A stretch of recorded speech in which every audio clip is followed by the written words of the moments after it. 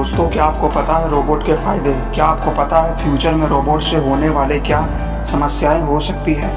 Agriculture robot क्या होता है? दोस्तों, अगर आपको इन सवालों के जवाब जानना है तो वीडियो को ध्यान से पूरा देखना होगा, क्योंकि इसका जवाब इसी वीडियो में छिपा है। हेलो दोस्तों, कैसे हो आप सब? मेरा नाम अमन और मेरा चैनल रीगल फैक्ट में आपका बहुत बहुत स्वागत है। दोस्तों, वीडियो पहली बार देख रहे हो तो चैनल को सब्सक्राइब कर दो। इसके साथ ही इंस्टाग्राम, फेसबुक और ट्विटर तीनों जगह मुझे फॉलो करना, क्योंकि मैं यहाँ भी अच्छे पोस्ट डालता रहता हूँ। लिंक नीचे डिस्क्रिप्शन में है। तो ज़्यादा टाइम वेस्ट ना करते हुए वीडियो में आगे बढ़ते हैं। रोबोट क्या है? रोबोट एक तरह की मशीन है जो उसमें डाले गए प्रोग्राम के अनुसार कार्य करता है। इन प्रोग्राम की मदद से रोबोट कठिन से कठिन कार्य बहुत ही आसानी से कर लेता है। यह मैकेनिकल, इलेक्ट्रॉनिक एवं सॉफ्टवेयर इंजीनियरिंग के मिश्रण से बनी एक ऐसी मशीन है जो इंसान की तरह कार्य करने में सक्षम होती है।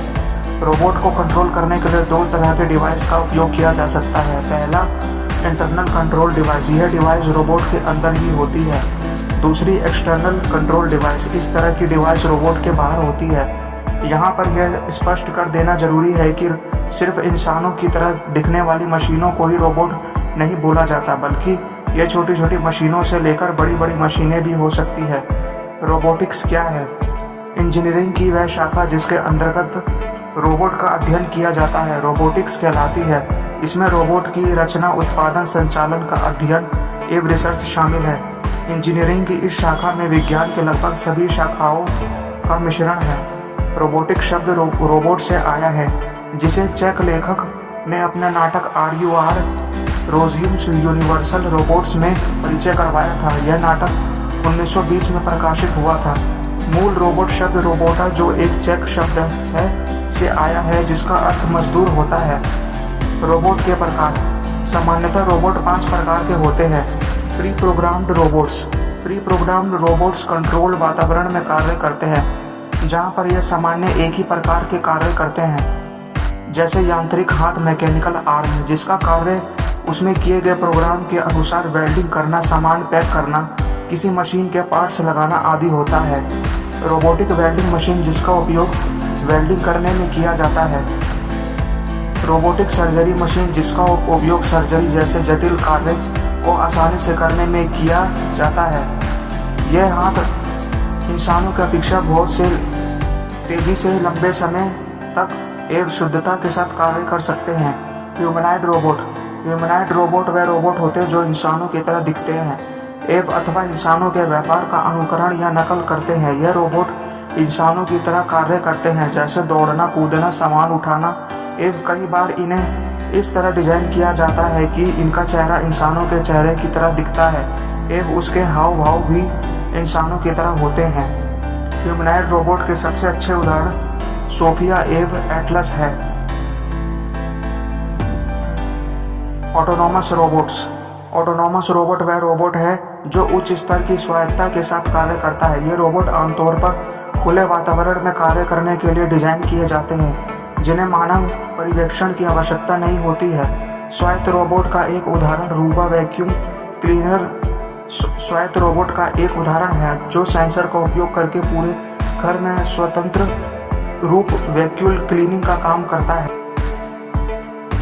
ऑटोनोमस रोबोट को निम्न कार्य करना चाहिए: पर्यावरण के बारे में जानकारी हासिल करना, मानव हस्तक्षेप के बिना एक निश्चित अवधि के लिए काम करना, मानव सहायता के बिना अपने परिचालन वातावरण में या तो सभी या खुद के हिस्से को स्थानांतरित कर सके, उन स्थितियों से बचे जो लोगों, संपत्ति या खुद के लिए हानिकारक है, जब तक कि वह इसके डिजाइन विनिर्देशों का हिस्सा नहीं है। Package delivery robot, space robot, game bot आदि ऑटोनोमस रोबोट के उदाहरण है। Teleoperated robot. Teleoperated robot मानव द्वारा नियंत्रित यांत्रिक बोट है। यह रोबोट आमतौर पर अत्यधिक भौगोलिक परिस्थितियों, मौसम आदि परिस्थितियों में काम करते हैं। टेली ऑपरेटेड रोबोट का उदाहरण मानव नियंत्रित पनडुब्बियां हैं, जिनका उपयोग अंडर वाटर तेल के पाइपों में पानी के रिसाव के दौरान रिसाव को ठीक करने के लिए किया जाता है। ड्रोन, जिनका उपयोग युद्ध के मैदान में बारूदी सुरंगों का पता लगाने के लिए किया जाता है, भी इसका उदाहरण है। Augmenting robots. वो रोबोट जो इंसान की कार्य क्षमता में वृद्धि करते हैं या इंसान द्वारा खो दी गई क्षमता को पूर्ण उसे प्रदान करते हैं, ऑगमेंटिंग रोबोट्स कहलाते हैं। इसके कुछ उदाहरण निम्न है। मेडिकल के क्षेत्र में प्रोस्थेसिस, जैसे किसी इंसान के पैर या हाथ कट जाने पर कृत्रिम पैर हाथ लगाना। इंडस्ट्री के क्षेत्र में एक्सोस्केलेटन, इनका उद्देश्य इंसान की वर्तमान क्षमता को बढ़ाना होता है।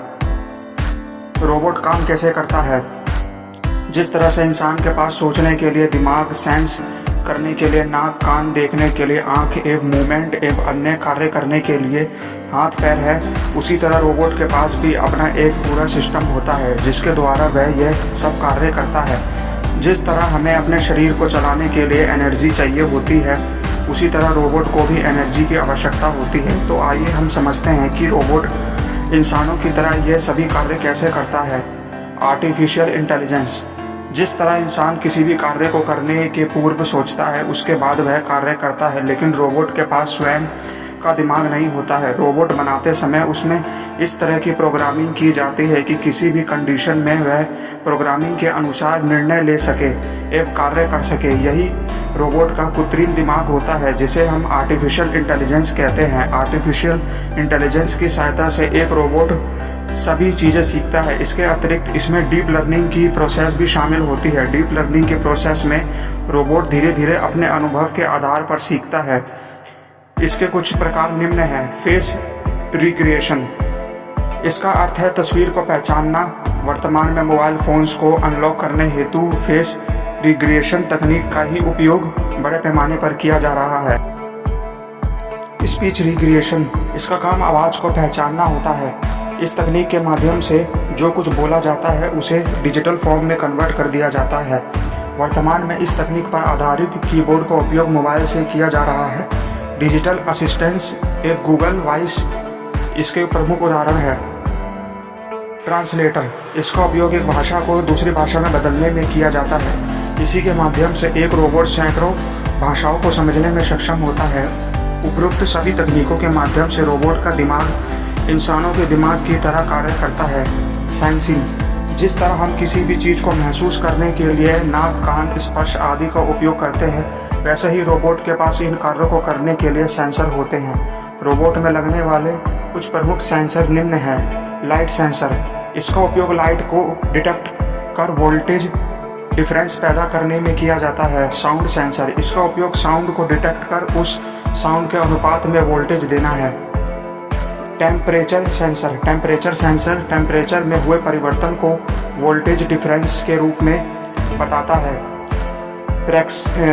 प्रॉक्सिमिटी सेंसर, इस तरह के सेंसर एक निश्चित दूरी में रहकर बिना वस्तु को टच किए उसकी उपस्थिति को डिटेक्ट करते हैं। डिस्टेंस सेंसर, अधिकांश प्रॉक्सिमिटी सेंसर का उपयोग डिस्टेंस सेंसर या रेंज सेंसर के रूप में भी किया जाता है। Ultrasonic distance sensor, infrared distance sensor, laser range sensor आदि इसके उदाहरण हैं। उपरोक्त के अतिरिक्त contact sensor, pressure sensor, navigation sensor, current sensor, gyroscope, tilt sensor आदि सेंसर के प्रकार है।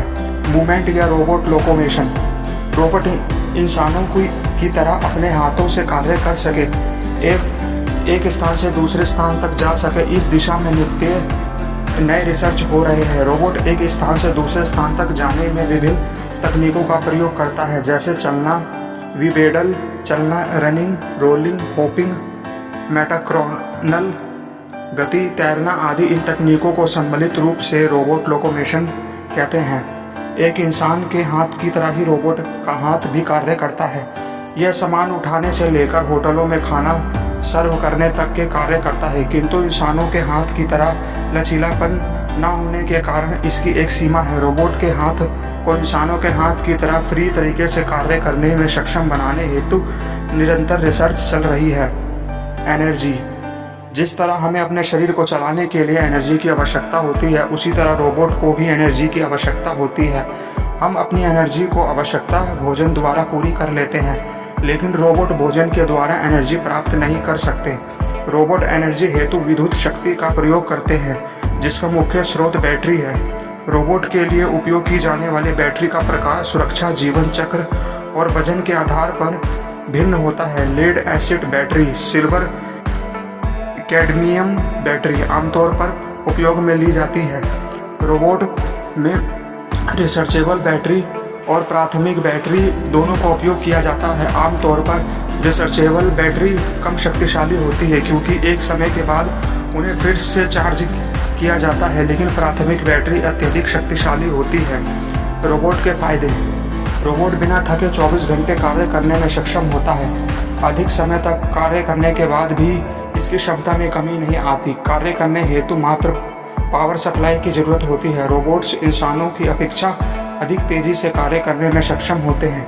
अधिकांश रोबोट ऑटोमेटिक होते हैं जो कि बिना मानव के हस्तक्षेप के काम कर सकते हैं। रोबोट्स वह कार्य करने में भी सक्षम होते हैं जिन्हें करने पर इंसान की जान जाने का खतरा होता है, जैसे कि अंतरिक्ष मिशन में, समुद्र के अंदर बहुत अधिक गहराई में। रोबोट्स की सीमा एवं भविष्य में हो सकने वाली समस्याएं।